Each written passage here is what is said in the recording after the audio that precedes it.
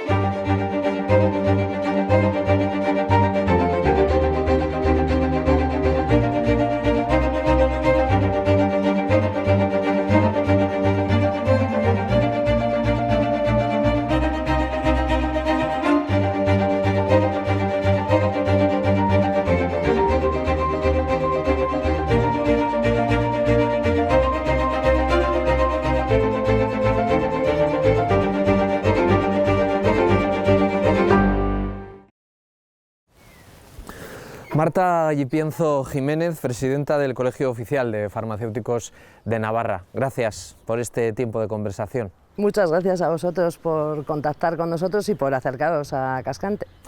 Pues sí, nos hemos acercado a Cascante, entre otras cosas, porque es donde trabajas, porque es donde tienes tu farmacia y porque de alguna manera representa también esa visión que de la pandemia se ha podido tener desde las zonas rurales. ¿Hay una diferencia entre la zona rural y la zona más urbana, más de la capital?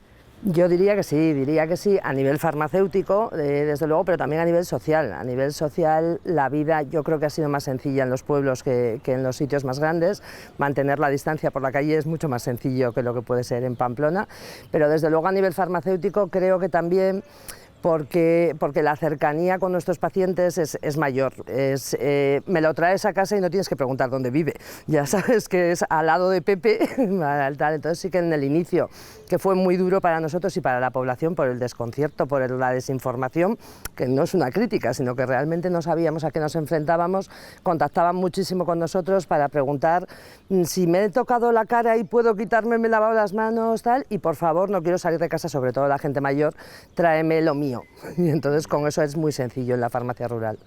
Y más allá del sentido común de decir, bueno, a ver, ya sabemos lo que hay que hacer, todos teníamos muy claro cuáles eran las rutinas del lavado de manos, de la distancia, etcétera. Los licenciados en farmacia se han tenido que preparar de alguna manera especial. ¿Ha habido alguna evolución? Desde luego, en la formación, siquiera. Sí, nos hemos formado sobre todo lo que era el coronavirus. Ahora nos parecen de sentido común las medidas, pero es que olvidamos rápido. En marzo nadie teníamos claro qué había que hacer. Ahora, por ejemplo, el contacto de superficies parece que está más superado, aunque hay que tener las mismas medidas. En aquel momento tocabas algo y estabas contagiado. Entonces tuvimos que formarnos en el virus, en la patología, en las medidas paliativas que podíamos hacer. Tampoco había tantos test, porque ahora sí que el diagnóstico es más claro. Nos hemos formado en las medidas de cuarentena, de aislamiento, para decirle, en el medio rural precisamente es muy sencillo saber quiénes son sus contactos estrechos o dónde atacar el foco de contagio, y nos hemos tenido que formar en mascarillas, por supuesto, porque era un mundo bastante desconocido que usábamos para formular y para pocas cosas más en la farmacia. Sí, es verdad que yo recuerdo en el confinamiento más estricto, intentando abrir esas ventanas en los espacios informativos, en los programas de televisión a través de la videollamada.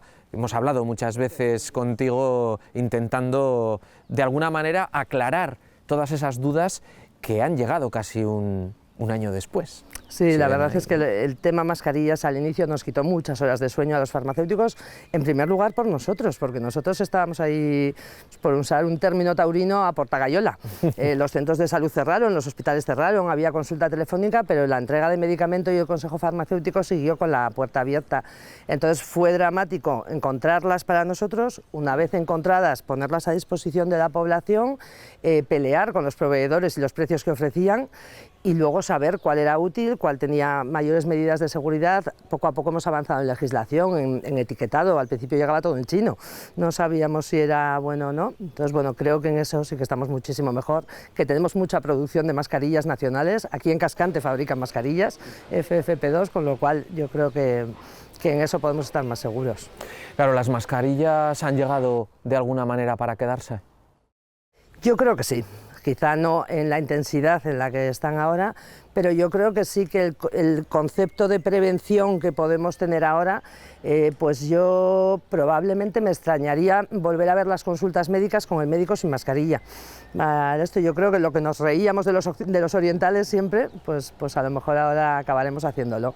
Ahora estamos en un debate de si doble mascarilla sí o no, si ponemos una FFP2 debajo, una tela encima o una quirúrgica. ¿Qué hay de esto? Yo creo que de eso, a mí muchos pacientes en la farmacia aparecen con dos mascarillas, les preguntas por qué y te responden porque el médico lo lleva. A mí sí que me gustaría aclarar por qué lo lleva el médico o por qué les vemos muchas veces. Ellos llevan la FFP2 por seguridad y encima una quirúrgica, que lo que hacen es, si tienen una salpicadura con un paciente, si hay un contacto muy estrecho, cambian esa y vuelven a poner una limpia. No es cuestión de que filtre más, que al final tenemos riesgo de igual de asfixiarnos con tanto filtro.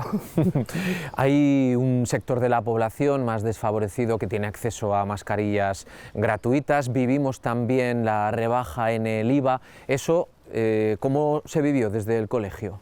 Pues para nosotros el tema de las mascarillas a las personas más vulnerables, más allá de los problemas técnicos de logística de los programas informáticos, no fue un gran problema. Hubo que comunicar a las farmacias, la población que lo está recibiendo lo ha recibido bien, pero sí que es cierto que nos cuesta cada evolución bastante tiempo. Sí, Marta, el IVA de las mascarillas, esa parte, ¿cómo se El percibe? IVA nosotros lo vivimos con agrado, pero sí que es cierto que tuvimos que soportar las mascarillas compradas con IVA antiguo, con IVA 21, y puestas a la venta al día siguiente a IVA 4.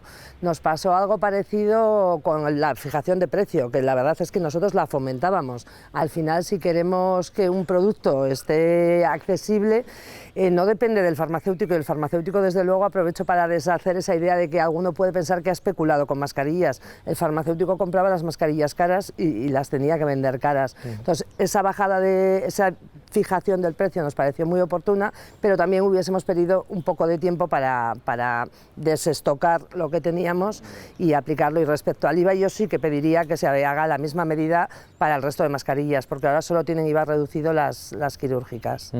¿Puede ser uno de los motivos el precio para que mucha gente no renueve la mascarilla cuando debe?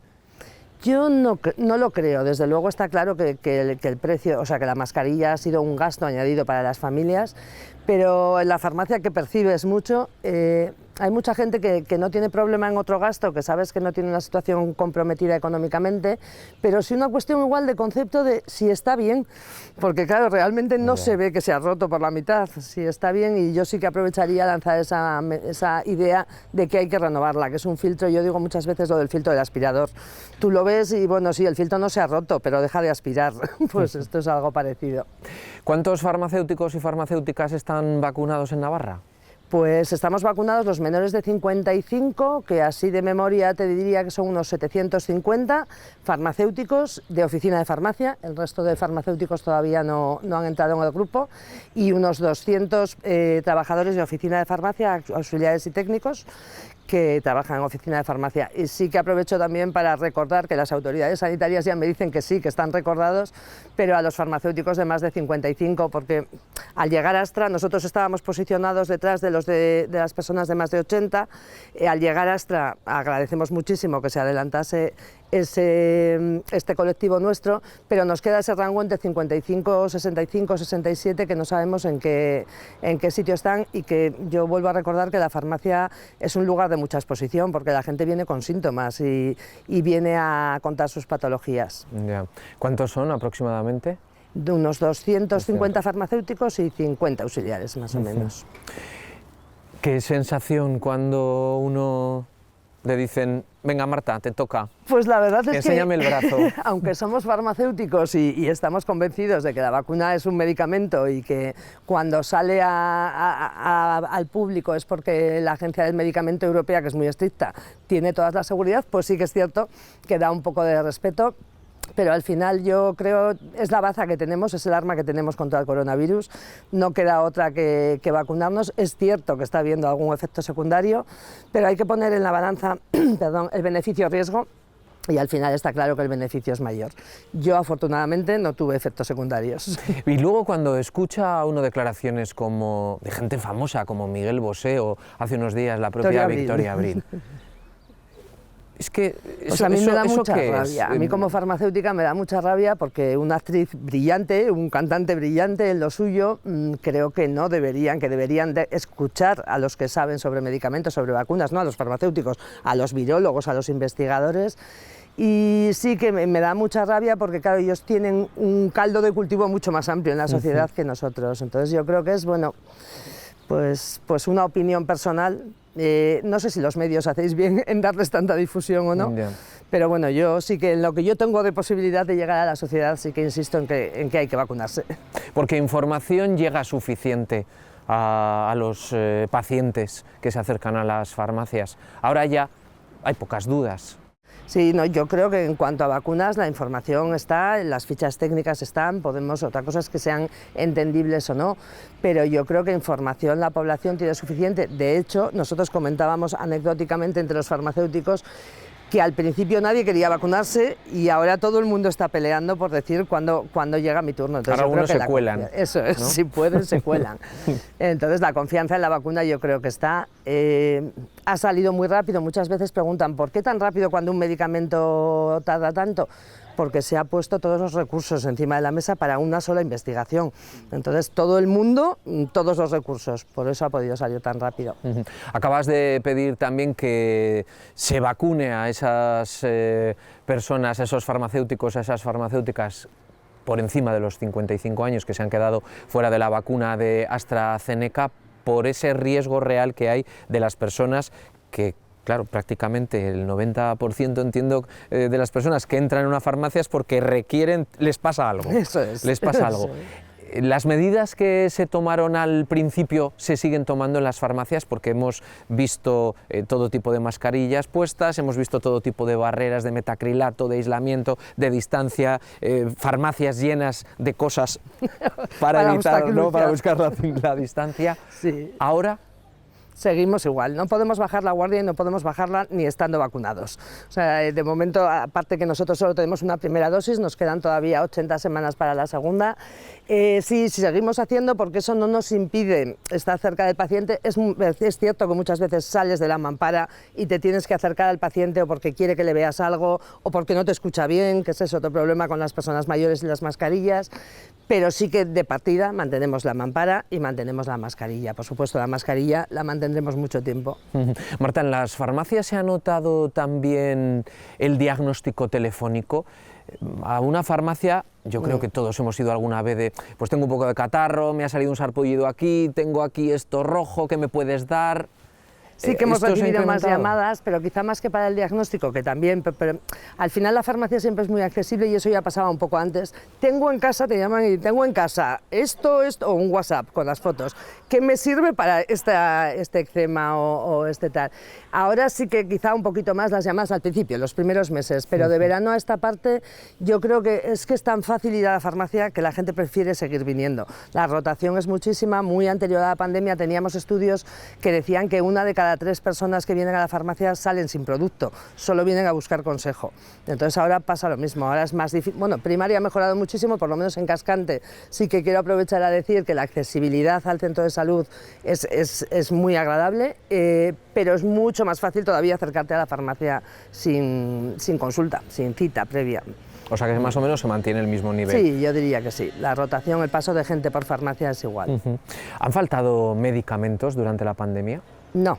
No más allá de los problemas que a veces tenemos de desabastecimientos, todos tuvimos mucho miedo al inicio y aquí aprovecho a hablamos siempre de farmacéuticos y de farmacias, pero en Navarra además con lo pequeñito que somos tenemos de todo, hay muchos farmacéuticos en la universidad, en la industria, en la distribución, que son los que han permitido que ahora en los análisis clínicos que están haciendo las PCRs, que son los que han permitido que este sistema funcione y en cuanto al desabastecimiento de medicamentos, todos los de oficina de farmacia cargamos un poco stop por ese miedo, porque mucho viene de China, el producto, pero francamente el trabajo de la industria y de la distribución ha sido estupendo y no ha faltado medicamento. ¿Cómo se gestiona los medicamentos, lo que llega a Navarra? Porque muchas veces vamos a la farmacia buscando un medicamento y nos dicen, pues ahora mismo no tengo, pero ven esta tarde que lo voy a pedir ahora. ¿Cómo funciona el sistema? Pues eso es nuestro fantástico sistema de distribución. Son cooperativas mayoritariamente, en Navarra están instaladas 2, Cofares y Nafarco, que son propiedad de los farmacéuticos y que lo que hacen es tener ellos el almacén de todas las referencias que yo no puedo tener en mi farmacia, con un servicio aquí en lo rural de mañana y tarde, pero en Pamplona mañana, media mañana y mediodía, y lo que hace es que la accesibilidad al medicamento sea fantástica. ¿Y hay suficientes farmacias en Navarra para atender la demanda? Pues yo creo que somos conscientes de que sí, Navarra tiene más farmacias de la media nacional, eso tiene sus ventajas y sus desventajas. Nos hubiese gustado ajustar esa ley durante esta legislatura hasta que nos llegó la pandemia. Y desde luego yo creo que 600 farmacias para 600.000 habitantes permite que haya en el pueblito más pequeño haya una farmacia, que en Cascante estemos 3 para dar un servicio óptimo y atender, y yo creo que es la red más potente de Navarra en cuanto a puntos de atención. ¿Y es rentable? ¿Se puede vivir de la farmacia a día de hoy? Hombre, vivimos de ella, o sea, es diferente a lo que hay en el resto de España. Algunas farmacias cierran y donde la rentabilidad puede estar muy comprometida es en los pueblos que se van deshabitando. O sea, al final cuando una farmacia empieza, si empieza y se mantiene, lo normal es que sea rentable. El problema es que los pueblos se van yendo a menos. Hemos intentado hacer iniciativas con el Pirineo, porque si además de buscar la rentabilidad pensamos en lo que suponen las guardias que hacemos, que son gratuitas, pues claro, una farmacia del Pirineo que esté, además de con una rentabilidad, bueno, pues justa, no digo que le falte para comer, pero que no es un gran negocio, que presta una atención al pueblo estupendo, porque además si tienes caseríos también van y lo llevan a domicilio. Si a eso le añades que una semana de cada 3 esté 24 horas al día de guardia, pues se hace muy difícil incentivar a farmacéuticos para que pongan oficina de farmacia en esos sitios o para que permanezcan. O sea, cuando dices gratuito es que no se cobra más por trabajar esas... Ni más ni menos. O sea, la guardia, una guardia rural, yo hago rural, pero afortunadamente cada menos tiempo. Pero en esas farmacias de allí tú tienes que estar de lunes a lunes, las 24 horas localizada, 2 de la mañana, 3 de la mañana, por si alguien necesita algún medicamento, llama y va. Ese medicamento probablemente va a ser un paracetamol cuyo margen son 0,50 céntimos. Vale, esto. Entonces, no es alentador, o sea, no tiene ninguna recompensa. Es un servicio que tenemos que prestar y prestamos, pero que creemos que hay que mejorar esas condiciones humanas de esas farmacias para que sea atractivo. Hace poco salía en prensa la farmacia de Isaba, por ejemplo, estuvo cerrada durante mucho tiempo. Cuando se jubiló la titular fue muy difícil ilusionar a alguien que llegase. Afortunadamente se han podido quitar las guardias de noche y de esa manera ya es menos doloroso estar ahí. ¿Quién puede poner en marcha una farmacia? Porque las cosas han cambiado. Antes, un poco como las licencias de los taxistas, casi pasaban de padres a hijos o eran licencias que se vendían para poder seguir operando. No, o sea, realmente tenemos un modelo de farmacia española que Navarra lo mantiene. La única diferencia que hay en Navarra es que que no hay un concurso de méritos para abrir. La farmacia la puede abrir cualquier farmacéutico titulado y colegiado y mantenemos la titularidad propiedad, que para nosotros es el éxito del modelo. No tenemos cadenas de farmacias como puede haber en Reino Unido, lo que tenemos es un profesional sanitario que monta su establecimiento y atiende a sus pacientes. Entonces en Navarra puede abrir, igual que en el resto de España, cualquier farmacéutico. O sea, tú no puedes abrir una farmacia y ponerme a mí. Eso sí que es cierto y creemos que es el éxito del modelo. O sea, una persona titulada es la que puede abrirlo cuando quiera y donde quiera. No, en Navarra en concreto, cada comunidad autónoma, como pasa en casi todo, tiene una legislación. En Navarra, por resumir un poco la ley de atención farmacéutica... O sea, no se pueden poner dos juntas, no, pero sí a distancia 150 metros, 150 ¿no? metros y 700 habitantes por municipio. Entonces, son como los tres pilares fundamentales: farmacéutico, 150 metros, 700 habitantes. Eso es lo que nos hubiese gustado poder modificar en esta legislatura y quizá ajustar. Eso se hizo en el año 2000. En aquel tiempo los márgenes del medicamento eran mayores, el consumo era mayor, y ahora, para dar estabilidad a esas farmacias, creemos que igual habría que subir esa cifra de habitantes. Y quienes se animan a completar una farmacia con una parafarmacia o dar otros servicios, ¿eso está bien visto dentro del colegio? ¿No se llega a confundir? Bueno, tú has mezclado dos conceptos ahora. Una cosa es la parafarmacia, que bueno, la parafarmacia hecha desde un consejo sanitario es muy importante. De hecho, muchos médicos recetan parafarmacia. O sea, la parafarmacia es un cuidado en salud para la piel, para el cabello, para muchísimas cosas. Me ha faltado por mezclar también la homeopatía. Ese, o sea, ese es un tema para una reunión única, quizá. Pero bueno, en cualquier caso son conceptos que van destinados a salud, tanto en parafarmacia como en homeopatía, con la controversia que genera. Los servicios son otra cosa, y hacia los servicios es hacia donde queremos potenciar a nuestros farmacéuticos desde el colegio ahora. La farmacia presta muchos servicios que a veces no están bien regulados y bien organizados. Pues la preparación de SPDs, por ejemplo, que alguno habréis visto, que son los medicamentos en dosificación individual para que el paciente tenga desayuno, comida y cena. Hacemos mediciones de tensión, hacemos muchísimos servicios, y esa labor asistencial es la que el colegio está potenciando, sin menosprecio de la otra, que también está, siempre cuando lo hagas con la ética profesional de sanitario, estás dando salud también a través de la parafarmacia. La ética, qué palabra tan interesante. ¿Por qué nos ha costado tanto dejar de vender medicamentos para los que era necesaria la receta?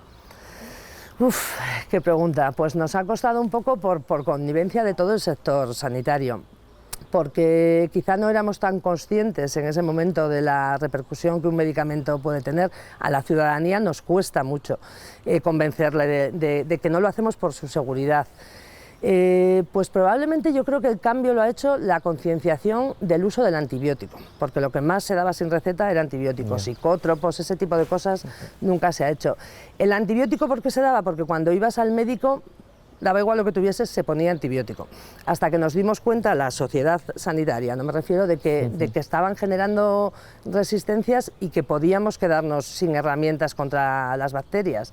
Entonces, en ese momento sí que hubo un consenso mundial en hay que usarlos cuando se necesitan. Ahora mismo acaba de salir otra campaña ministerial y yo creo que quizá es eso lo que nos ha hecho ser conscientes.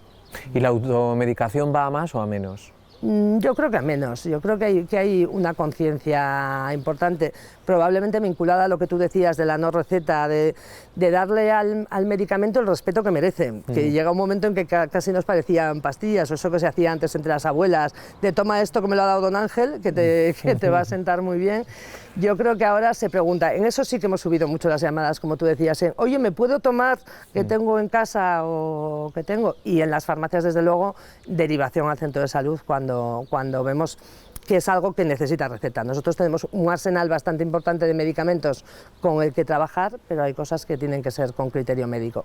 Desde luego, porque yo conozco poca gente que se haya leído un prospecto entero, un panegírico de esas características. Mi madre siempre me dice, es que he leído el prospecto, y le digo, pero sí que es cierto que no son fáciles de leer. ¿Sigue siendo el perfil de licenciado o licenciada más mujeres que hombres? Sí, todavía sí, ahora son graduadas. Esto con el plan Bolonia. Pero sí que yo creo que en el colegio de Navarra estaremos en torno al 70-30, una cosa así, 70 femenino, 30 masculino. Cuando todo esto pase, ¿cuáles van a ser las reclamaciones que los farmacéuticos y las farmacéuticas de Navarra le van a hacer al gobierno?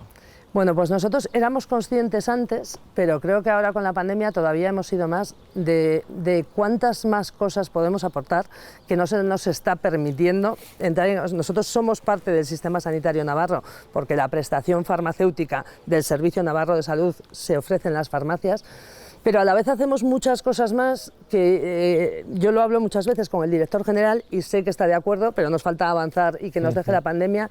Todas esas cosas que hacemos de mensajes, de servicios asistenciales, mediciones de parámetros, preparación de medicación de forma individualizada, tenemos que ser capaces de ponerlo en un marco que sea reconocido, que sea retribuido si es necesario, y nuestra principal reivindicación va hacia esa labor asistencial.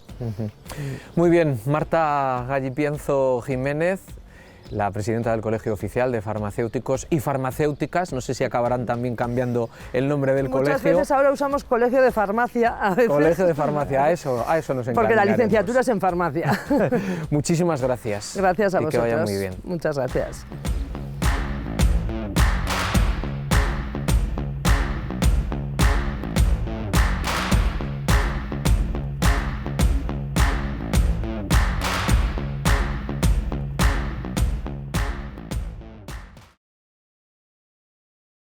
¿Sabías que el 60% de tu calefacción se escapa por las ventanas?